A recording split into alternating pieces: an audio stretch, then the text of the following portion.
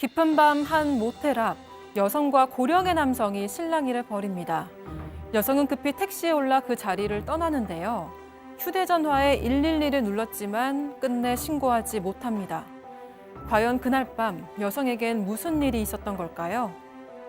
자, 오늘 이 사연 너무너무 놀랍고 충격적입니다. 자, 양 변호사님, 사건의 시작은 여동생의 결혼이었어요. 자, 이 사연자분은 그 30대 후반 여성인데 한 10년 전에 여동생이 결혼했답니다. 그런데 마침 이 사돈네하고 이 가족하고 이 사연자분의 가족하고 같은 동네에 있었고 평소에도 굉장히 사이가 좋고 자주 만났답니다. 그리고 이 그 사돈 댁에서도 여동생을 되게 예뻐해서 굉장히 좋았다고 해요. 여기까지는 그냥 미담이죠. 근데 가끔씩 이 사돈 어른이 선을 많이 넘다. 제가 봤을 때 선을 넘는 정도가 아닌데 어쨌든 한 번은 술에 취해가지고 나 평소에 너를 되게 이뻐했다고 하면서 자기 스타일 하면서 며느리는 자신의 아들 스타일인데 언니는 내 스타일이다라고 했다는 거예요. 지금 믿어주세요? 동생의 시아버지가 자기한테 그런 말, 사연자분에게 이런 말 한 겁니다. 이건 너무 충격적이었고 이 상황을 보다 못해서 그 제부의 누나가 택시에 태워서 아버지 사도를 집에 혼자 보낸 적도 있었다고 하는데 이후부터는 이 사연자분은 가족 모임에 어떻게 나가요? 그리고 가능하면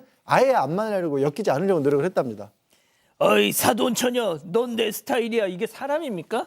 네, 그래서 1년 전에 여동생 시아버지의 칠순잔치가 열렸을 때도 여성은 바쁘다고 거절을 했었습니다. 하지만 부모님이 예의가 없다고 해서 결국 참석을 할 수밖에 없었는데요. 그런데 이제 2차까지 끌려가가지고 이제 사돈집에서 술자리까지 하게 된 거예요. 그리고 밤이 늦어서 여동생 부부와 부모님은 택시를 타고 각자 집으로 갔습니다. 여성은 집이 가까워서 걸어가려고 했는데 이제 밤이 늦었다 보니까 동생 시어머니가 내가 데려다 주겠다 이렇게 얘기를 한 거예요. 근데 이제 옆에서 이 사돈 어른이 이걸 듣고는 내가 데려다 주겠다 이렇게 우기기 시작을 했습니다.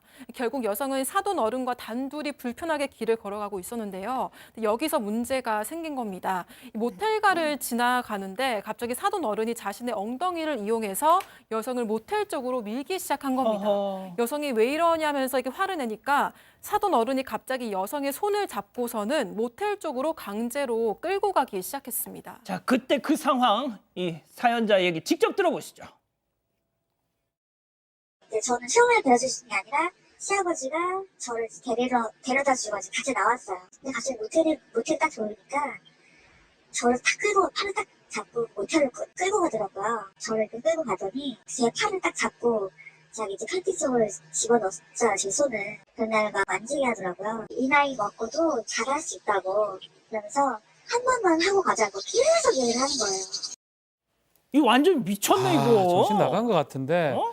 이 70대가 여성을 향해서 이제껏 계속 좋아했다 얘기하고 여기서 상의로 손을 가져가면서 내가 팔딱 뛰는 모습 뭔 소린지 그러면서 또 하이에 손을 가져갔습니다. 너 때문에 이렇게 됐다라고 충격적인 말을 쏟아냈다고 하고요.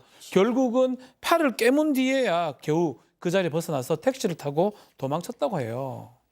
아니, 미쳤어요, 교수님, 이거. 네, 그렇습니다. 근데 이 여성은 이제 그때 신고를 하고 싶었어요. 근데 신고를 하고 싶었는데 신고를 하지를 못했습니다. 왜냐하면 동생이 그때 셋째 아이를 임신한 지 8개월 차였어요. 그러니까 내가 이걸 얘기하면 우리 동생이 이혼하게 되지 않을까? 아유. 라는 생각이 든 거예요. 그래서 참았습니다. 근데 이렇게 참고 고소를 못하고 신고도 못하다 보니까 이제 병이 났어요. 그래서 밤마다 악몽을 꾸고 정신병원까지 가서 치료를 받아야 했고 결국에는 직장도 다닐 수가 없는 상태가 되었어요. 지옥 같은 시간을 보낸 겁니다. 그래서 이제 집에 이렇게 있는데 어느 날 엄마가 오시더니 우리 사돈네랑 주말에 밥 먹기로 했다. 같이 가자 이렇게 얘기를 하는 거예요. 그러니까 이거 견딜 수가 당연히 없잖아요. 없지. 그래서 안 간다고 얘기했더니 어머니께서 네가 왜 거기를 안 가냐고 막 화를 내시는 거예요. 그래서 그때야 이제 나 이런 일을 당했다고라고 이제 폭로를 하게 됩니다. 자, 엄마한테 다 털어놨어. 그러니까 어떤 반응? 네, 좀 충격적이었습니다. 자신의 아들에게 이 사돈 아가씨가 날 좋아하는 줄 알았다. 그동안 계속 나한테 신호를 주길래 받아준 것뿐이다. 이렇게 얘기를 했다고 합니다. 그 사돈 어른이라는 인간이. 네, 그렇습니다. 가해자는 뒤늦게 경찰 앞에서 50만 원 줄 테니까 합의를 하자 이렇게 제안을 했고요. 하지만 여성은 전혀 합의 의사가 없었고 제대로 처벌해달라고 간곡하게 부탁을 했습니다. 하지만 이 가해자는 초범이라는 이유 등으로 결국 벌금형을 받았다고 합니다. 자, 양 변호사님. 이 정말 믿기 힘든 진실을 자기 엄마한테도 얘기하고 가족들한테 알렸어요, 사연자가. 네. 자, 그래서 그러면 모두가 다 한편이 돼줬나요? 아니요, 전부 뭐 정말 무릎 꿇고 싹싹 빌어야 될 때 상황은 정반대였습니다. 저러고 나서도 누구도 사돈 측에서 사과한 바 한 번 없었다고 하고요. 제부도 이제 친정에 자기 동생이랑 같이 왔을 거 아니에요. 그럼 제부가 오히려 째려보고 완전히 무시했다라는 겁니다. 그러니까 그 사돈 어른이란 인간의 아들이죠. 그러니까 동생의 남편이죠. 오히려 째려보고 무시했다라고 하고요. 그리고 이제 와서는 저 동생도 사실은 여동생도 자기 언니잖아요. 미안하다고 해야 될 텐데 사과 한마디도 없었다라고 하는 겁니다. 더 충격적인 거는요. 친정 부모님조차도 입덧번권 안 하고 왜 화도 안 내주냐라고 했더니 화를 어떻게 내냐. 왜 네 동생 이혼하게 만들 일이냐. 이렇게 친정 부모님도 나오셔가지고 친정도 아니네요. 이 결혼 안 하셨으니까 부모님이. 그렇죠. 그래서 결국에는 이 부모님하고도 지금 아예 연락을 끊고 그냥 가족들과 떨어져서 지내는 그런 상황이라고 합니다. 이거 진짜 앞서 들으신 것처럼 실제 사연입니다, 이거. 오늘의 궁금증 짚어보죠. 자, 사돈에게 성추행을 당한 후에 가족들한테 2차 가해까지 당하고 있어요. 아니, 내가 왜 숨어 지내야 하냐 이렇게 하시는데 박 변호사님부터 갈게요. 일단은 강제추행죄 벌금까지 선고가 됐기 때문에 왜 벌금인지 모르겠지만 선고가 됐기 때문에 유죄인 거고요. 이거를 기반으로 해서 뭐 민사소송이나 손해배상 청구를 당연히 해야 될 것 같고 만약에 지금 2차 가해를 하는 거거든요. 어떻게 보면 그런 부분도 저는 손해배상도 가능한데 뭐 가족들이니까 그런 것까지 좀 생각을 해서 전문가의 도움을 좀 받으셨으면 좋을 것 같습니다. 양 변호사님, 저는 그 사돈 어른이라니까 그 사람도 아니고 이 사연자분의 가족들이 너무해. 지금 아직까지도 이 친족 간 성범죄가 굉장히 끊이질 않고 있습니다. 잘 드러나지 않고요. 그리고 사실 이런 일이 끊이지 않는 이유 중에 정말 옛날식 사고방식을 유지하시는 분들이 계세요. 여러분 술 먹고 좀 실수할 수도 있는 거지. 그리고 실제로 뭐 더 중요한 게 뭐 아직까지 남아있는 가족이라든지 아니요. 지금 피해자분이 너무나 힘든 상황이거든요.